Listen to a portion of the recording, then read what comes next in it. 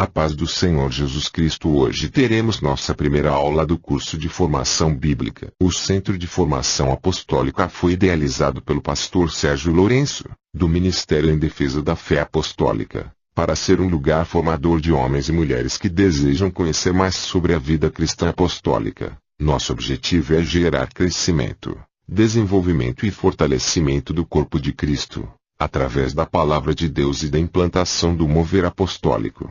Salientamos que todos os nossos cursos são modulares e cada módulo pode ser cursado de maneira independente. Primeira aula: visão geral da Bíblia. O que é a Bíblia? A palavra Bíblia vem do latim e grego e significa livro, um nome apropriado, já que a Bíblia é o livro para todas as pessoas, de todos os tempos.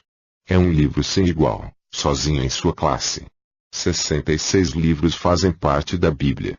Eles incluem livros da lei, tais como Levítico e Deuteronômio, livros históricos, tais como Esdras e Atos, livros de poesia, tais como Salmos e Eclesiastes, livros de profecia, tais como Isaías e Apocalipse, biografias, tais como Mateus e João, e epístolas, cartas formais, tais como Tito e Hebreus. Os autores, cerca de 40 autores humanos diferentes escreveram a Bíblia. Ela foi escrita durante um período de 1500 anos. Os autores foram reis, pescadores, sacerdotes, oficiais do governo, fazendeiros, pastores e médicos. De toda essa diversidade surge uma unidade incrível, com temas em comum por todo o seu percurso. A unidade da Bíblia deve-se ao fato de que, essencialmente, ela tem um autor, Deus. A Bíblia é inspirada por Deus segundo Timóteo capítulo 3 versículo 16.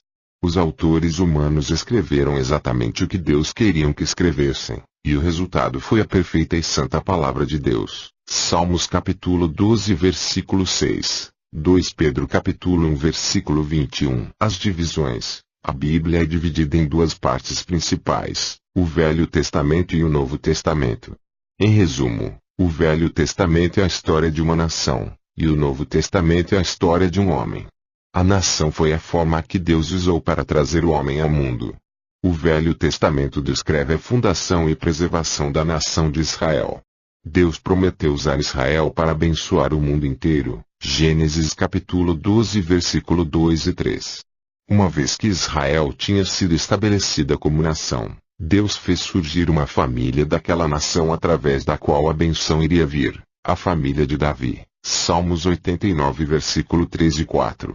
Então, da família de Davi foi prometido um homem que traria a bênção prometida. Isaías capítulo 11 versículo 1 ao 10. O Novo Testamento detalha a vinda desse homem prometido.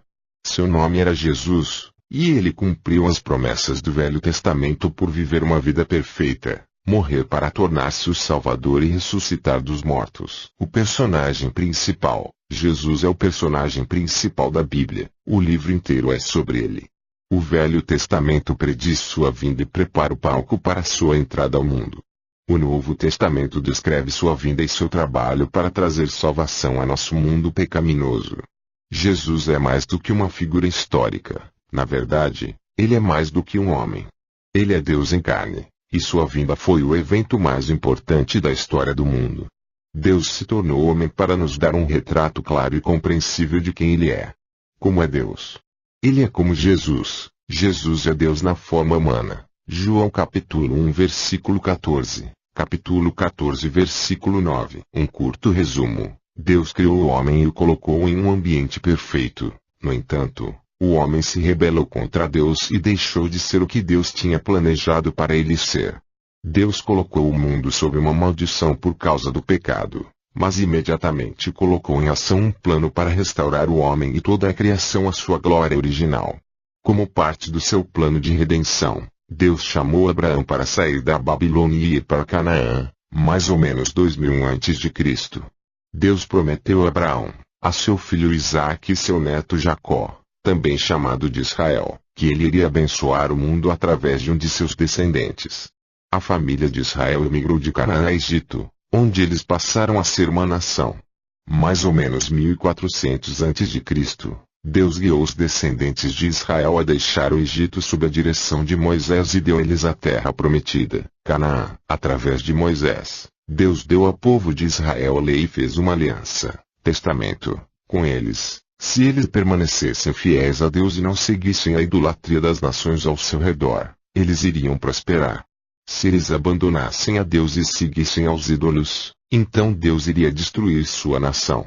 Mais ou menos 400 anos depois, durante os reinos de Davi e seu filho Salomão, Israel se solidificou em um reino grande e poderoso. Deus prometeu a Davi e Salomão que um descendente deles reinaria como um rei eterno. Depois do reino de Salomão, a nação de Israel foi dividida.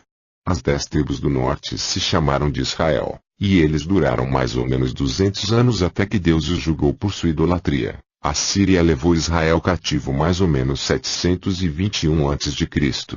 As 2 tribos do sul foram chamadas de Judá, e elas duraram mais tempo, mas eventualmente também abandonaram a Deus. Babilônia levou eles cativo mais ou menos 600 a.C. Mais ou menos 70 anos depois, Deus graciosamente trouxe o restante dos cativos de volta à sua própria terra.